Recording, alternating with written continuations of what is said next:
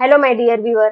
राष्ट्रीय आरोग्य अभियान अंतर्गत सोलापूर विभागामध्ये जिल्हा परिषद सोलापूरची जी जाहिरात आलेली आहे ती जाहिरात तुमच्यासाठी मी आज घेऊन आली आहे. आरोग्य विभागाची या वॅकन्सीज आहे. या ज्या वॅकन्सी आहे या तात्पुरत्या स्वरूपात किंवा कंत्राटी स्वरूपाच्या ज्या आपण म्हणतो, ज्या 11 महिन्याच्या करारासाठीच्या असतात असल्या जागा इथे आहे. आणि यामध्ये 24 संवर्गातील रिक्त असलेले एकूण 230 रिक्त पदांसाठी या जागा भरण्यात येणार आहेत. तर खूप महत्वाची जाहिरात आहे फ्रेंड्स. जर तुम्ही सोलापूर आणि सोलापूरच्या रिलेट जवळ आसपास एखाद्या जिल्ह्यात राहत असेल आणि तुम्ही जर या साठी अप्लाय करू शकतात तर जरूर याला अप्लाय करा.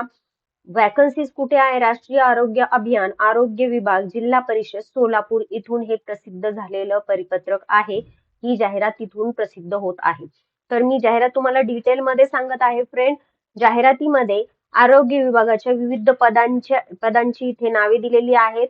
अतिविशेष तज्ञ जे न्यूरोलॉजिस्ट असतात त्यांसाठीच एक पद आहे, ज्याचं पेमेंट जे असणार आहे, पदाचे मानधन जे असणार आहे ते 1,25,000 आहे. फ्रेंड्स, कॉन्ट्रॅक्च्युअल बेसचं हे पद आहे, तरी सुद्धा इथे चांगलं या ठिकाणी पेमेंट ते देत आहेत, 1,25,000. ज्यासाठी नियुक्तीचे ठिकाणही त्यांनी दिलेलं आहे. सर्जन आहे, विशेषज्ञ म्हणजे सर्जन, रेडिओलॉजिस्ट, फिजिशियन त्यांच्या व्हेरियस फील्ड दिलेल्या आहे. ENT सर्जन दिलेला आहे, पेडिट्रिशियन दिलेला आहे, पेडिट्रिशियन, SNCU या सर्वांच्या एक एक जागा इथे रिक्त आहेत. आणि त्यासाठी सामाजिक आरक्षण सुद्धा त्यांनी दिलेलं आहे. त्यांचं जे पेमेंट असणार आहे ते 75,000 पर्यंत पेमेंट असणार आहे. एकूण रिक्त संख्या जी आहे ती 8 आहे. आणि या ठिकाणी त्यांनी नियुक्तीचे ठिकाण दिलेले आहे. जिल्हा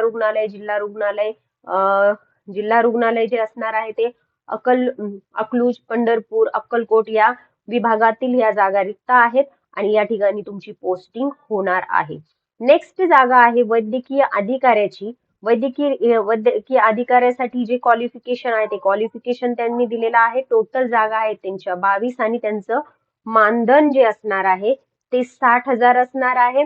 त्यांचं एज लिमिटही त्यांनी दिलेलं आहे, 70 वर्षापर्यंत एज लिमिट आहे. या ठिकाणी त्यांची रिक्रुटमेंट कुठे केली जाणार आहे त्या रिक्रुटमेंटची जागा सुद्धा त्यांनी नियुक्तीच्या ठिकाणमध्ये नमूद केलेली आहे. देन नेक्स्ट आहे कार्यक्रम व्यवस्थापक सार्वजनिक आरोग्य कार्यक्रम व्यवस्थापकासाठी 35,000 या ठिकाणी पेमेंट म्हणजे मानधन ते देणार आहेत.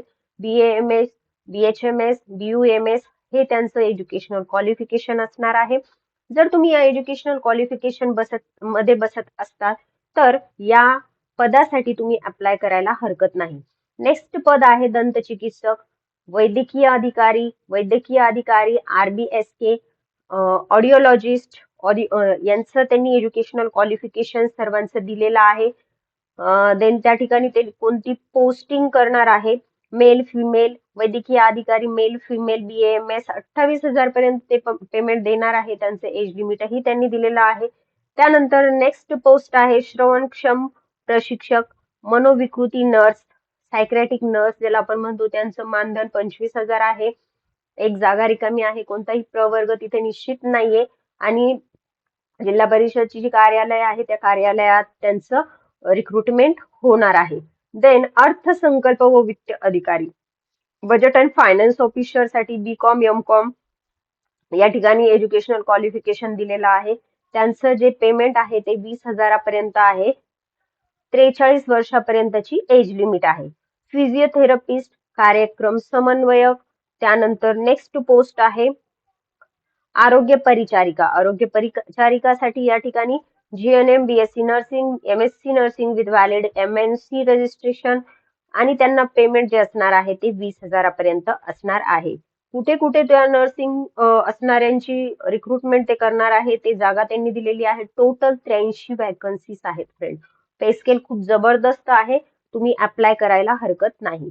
त्यानंतर नेक्स्ट पोस्ट आहे लेखापाल, आरोग्य सेविकामध्ये ANM साठी त्यांची व्हेरियस पोस्ट त्यांनी दिलेल्या आहे. ANM course with valid MNC council registration आणि यांचं पेमेंट जे असणार आहे ते 18,000 पर्यंत असणार आहे. कार्यक्रम सहाय्यक, औषध निर्मातासाठी फार्मासिस्ट, फार्मासिस्ट एज्युकेशनल क्वालिफिकेशन आहे, तंत्रज्ञ दिलेला आहे त्यांनी. त्यानंतर क्षयरोग आरोग्य निरीक्षक, डाटा एंट्री ऑपरेटर, वैद्यकीय अधिकारी MBBS BAMS, या सर्वांचं पेमेंट खूप जबरदस्त आहे फ्रेंड. वैद्यकीय अधिकाऱ्यांचं 60,000, त्यामध्ये MBBS असतील तर 60,000, BAMS असतील तर 25,000 प्लस PBI 15,000 त्यांना असणार आहे.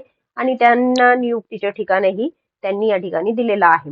आरोग्य अधिपरिचारिका, त्यामध्ये BSc nursing council with valid council registration असायला हवं. 20,000 पर्यंत ते पेमेंट देणार आहेत. MPW पुरुषांसाठी मेल MPW ची पोस्ट आहे. या ठिकाणी त्यांचं एज्युकेशनल क्वालिफिकेशन त्यांनी दिलेलं आहे आणि यांना पेमेंट जे असणार आहे ते 18,000 पर्यंत आहे आणि त्यांच्या 25 जागा रिकाम्या आहेत. टोटल 230 पोस्ट साठीची ही वॅकन्सी आलेली आहे. हे नोटिफिकेशन 230 वॅकन्सी साठीच आहे. थोडस डिटेल मध्ये सांगते तुम्हाला की हे लाल अक्षरात जे दिलेलं आहे, दिनांक 12/8/2024 ते 18/8/2024 या कालावधीत तुम्हाला ऑनलाईन पद्धतीने ऍप्लिकेशन करायचं आहे. ऑनलाईन पद्धतीने ऍप्लिकेशन करायचंय. अराखीव प्रवर्गासाठी 300 रुपये फी असणार आहे. राखीव प्रवर्गासाठी 250 रुपये फी असणार आहे. आणि या ठिकाणी ही जी फी आहे ती नॉन रिफंडेबल आहे, म्हणजे तुम्हाला परत केली जाणार नाही. आणि अत्यंत महत्वाचं की अर्ज करण्यासाठी तुम्हाला जी वेबसाईट त्यांनी दिलेली आहे https nhmsolapurrecruitment.maha-arogya.com या संकेतस्थळावर तुम्हाला अर्ज उपलब्ध होणार आहे. डायरेक्टली या संकेतस्थळावर तुम्ही जाणार आहात, क्लिक करणार आहात आणि इथे अर्ज भरायचे आहेत. त्या ठिकाणी अर्ज भरतानाच्या काही सूचना, अटी आणि शर्ती संपल्यानंतर तुम्हाला हा अर्ज जोडण्यात आलेला आहे. अर्ज मी तुम्हाला डायरेक्टली या ठिकाणी दाखवते आहे. हा अर्ज लहान कुटुंबाचे हे प्रमाणपत्र हे सुद्धा तुम्हाला जोडायचे आहे. त्यानंतर ही जी डिटेल दिलेली आहे ही डिटेल आहे अर्ज कसा भरायचा आहे. तर तुम्ही डिटेल मध्ये अर्जही तिथे भरायचं कसं तेही वाचून तुम्ही अर्ज भरू शकताय. खूप डिफिकल्ट नाहीये फ्रेंड. ऑनलाईन पद्धतीने अर्ज भरायचे आणि विदिन टाइम म्हणजे 18/8/2024 पर्यंत तुमचा अर्ज तिथे पोहोच झाला पाहिजे. आणि त्याचबरोबर तुम्हाला तिथे प्रेझेंट राहायचे मुलाखतीसाठी.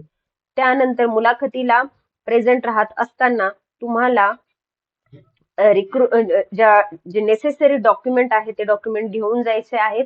आणि जरी ही 11 महिन्याकरिता तात्पुरती स्वरूपाची ही जागा जरी असेल तरी सुद्धा 11 महिन्यानंतर ही जागा रिन्यू होत असते फ्रेंड. हेही लक्षात घ्या. तुमचं जर काम समाधानकारक असेल तर तुम्हाला हे परत रिन्यू करता परत तुमची ऑर्डर रिन्यू होत असते. तर त्यासाठी इथे अप्लाय करायला तुम्ही अजिबात हरकत नाहीये. जर कधी फ्युचरमध्ये NHMच्या परमनंटच्या जागा निघतात तर हे कॉन्ट्रॅक्च्युअल बेसचे जे एम्प्लॉई असतात त्यांनाच हे परमनंट करतात, हेही लक्षात घ्या. त्यासाठी या जागेसाठी तुम्ही अप्लाय करायला अजिबात हरकत नाहीये. आणि जर सपोज ही इन्फॉर्मेशन तुम्हाला इम्पॉर्टंट वाटत असेल तर आपल्या या व्हिडिओला लाईक करा. ज्यांना नेसेसरी असेल त्यांना हा व्हिडिओ शेअर करा. आणि आपल्या या चॅनलला जर तुम्ही फर्स्ट टाइम व्हिजिट केली असेल तर चॅनलला सबस्क्राईब करा.